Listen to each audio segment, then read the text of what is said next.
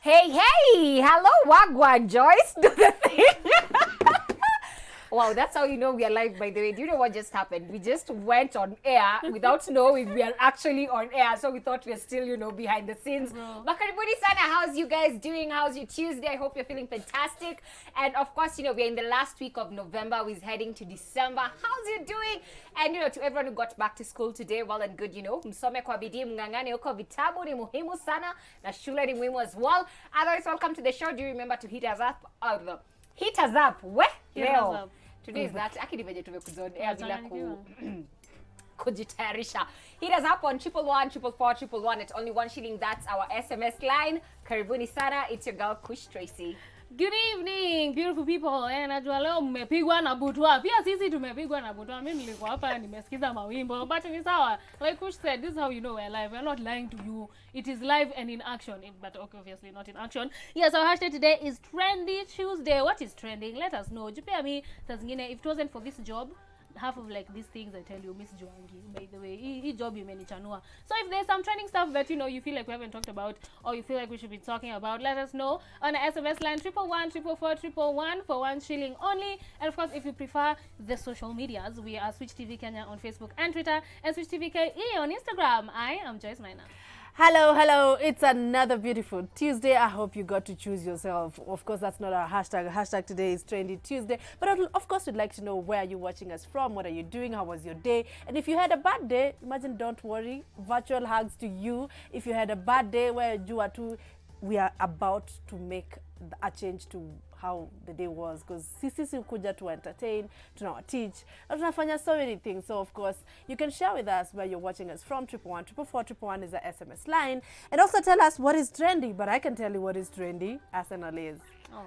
But have you guys seen what is trending on Twitter? Mike Sonko, I think, is still trending at #1 after the expose he's been doing for the judicial system. If you have not caught that, you can still run ingeni pale social media and see that. But of course, karibuni sana. My name is Nana Witi, and King Kaka has a new jam, by the way. Inaitwa Pull Up, naweza pull up wa Kerende, naweza pull up, featuring Wakadinali. You definitely have to drill to that. Send in your challenges, pia tunataka kuziona. And karibuni sana, my name is Nana Witi. That was a Twitter ku confirm. Yes. Yeah, it's still really from yeah, like I 2 saw days the video ago. What has he done? Expose. Yeah, there's one he did. I don't know. There was some, I think, kind of like bribery thing going on. Yes, in the judicial system. Yeah. Na kuna video nini ameandika kila kitu. So literally, he'll call like a judge and then sort of like entice them to talk. And then there's even a time he's called his own lawyer, pretending that he's crying. And basically, it's a whole exposure. So you see, the minute I start telling you, you'll feel, oh yeah, because that's human nature, And then you start talking. He's been recording and sharing these recordings on Twitter. Mike Sonko is like, he is, if you look in the dictionary, I am not going down alone. Mike Sonko is that picture. Picture should be put there. He's like, I am not going down alone. I'm on a blogging, I'm inside. Nakwambia. Umeona? Investigative journalist. Million. Yeah. What? 315 million tweets. Yep. Corruption. Oh, I thought like hashtag the tweets. Yeah. Hata si tweet tu ni kitu nimepatana tu na sijui ni nini nimeclick lakini tu 300 and what million? Like it's for crazy. backstabbing and oiling of corruption networks in the judiciary. There's one 315 million. This guy is not scared for his life. And hata mimi nashanga, like, you are not scared. You know how twisted. You know how twisted it could get. Kuna moja anasema vile ati uko sitaki sababu hakuna pesa. Huko ndio kuna pesa mingi. And I'm like, is this the judicial system that we want to entrust our lives and even our kids' lives and generations to come with? But I'm like, it's always sweet and nice when it's working for you, but when it starts working against you, that's when you're like, But that's not, I feel like that's the last place where corruption should be, man. Like, it's justice. Like, but can I just digress and just remind you about so many people that have not respected the rule of law. True. Like even KMC was not supposed to be, you know, like taken over by the military, but it was. oh, what? Yes, and the court ruled against that. But didn't we see military take up KMC? Anyway, guys, you know how we do it on transport, where we give you tea. And of course, mnapenda chai sana, na leo mnataka kukunywa chai inakaaje. Do you want it milky? Do you want it black? Do you want dark? Whatever it is, just share with us. 111 is the SMS line. But let's serve that tea. It's time for Pop Spot.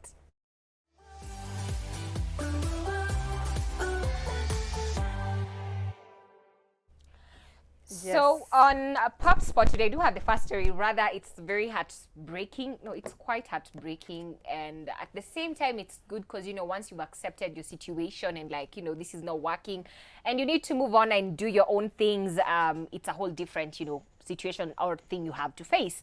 So talking about comedian Nasra Yusuff, who has been, you know, having a relationship with long-time boyfriend by the name Rashid. And what happened was she went on her social media and she, you know, posted the news and, you know, told everyone, you know what, by the way, relationship yetu imeisha and we are no longer going to be together. So, you know, let me just read for you guys what she wrote. No, msiseme nilisema. But this is what she captioned.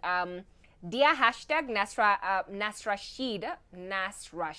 Oh, I think that's what she calls her fans. I'm sorry to disappoint you all, but Rashid and I are no longer together. It's been an exciting yet challenging journey, and we both feel like we deserve better. I'll be filing for my divorce soon because of irreconcilable. Nimesema Hapo umekana mimi sana. Umekana mimi sana kwa Joyce. Hapo umekana mimi. Irreconcilable.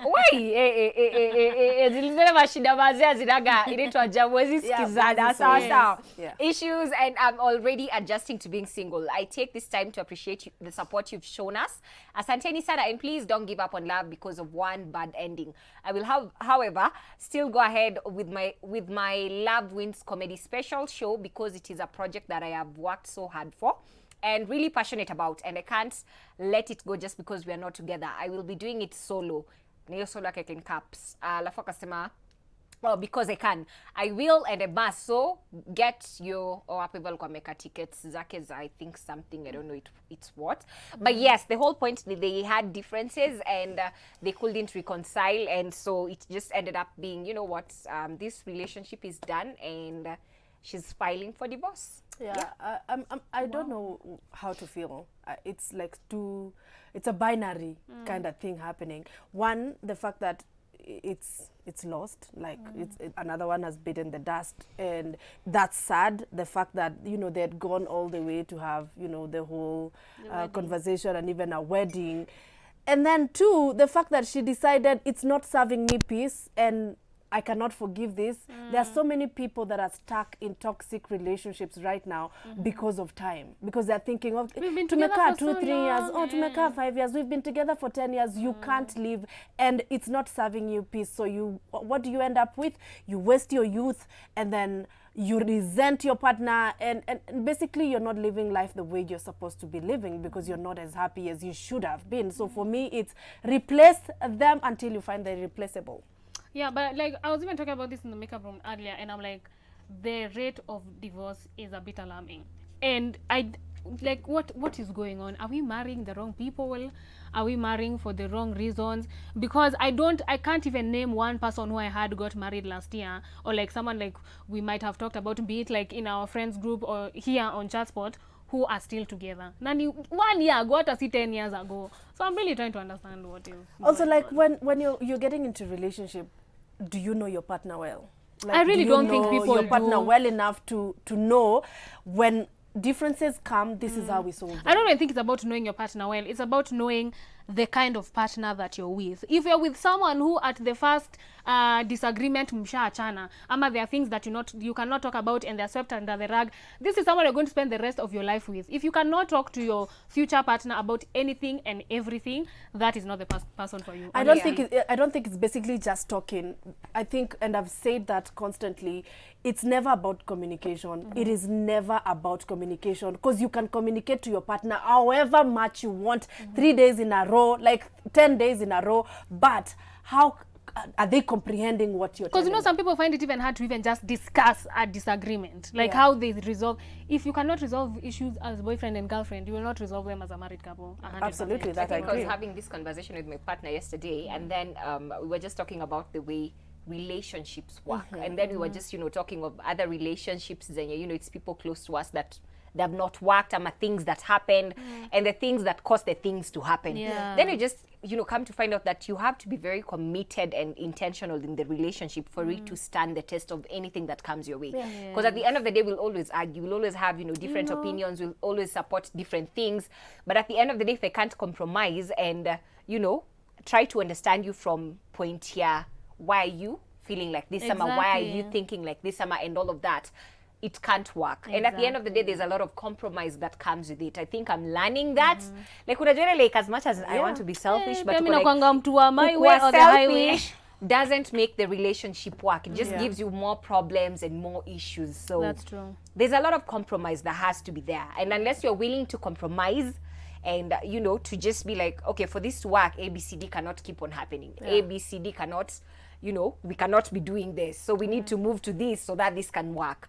It takes a lot. It takes a lot. And also, and I think also now on top of that, don't get married for the wrong reasons. That, oh, you know, about to hit 30, I should get married. Oh, he's a nice guy. Like, he probably will be a good father. We should get married. No, I keep telling you, when it comes to be selfish. Hata ukisema staki spendi mtu wako na mapo inaka hivi nataka hii, tafuta huyo. You need to be very selfish when you're picking your future partner. Again, it's forever. You what I was to angi. Anyway.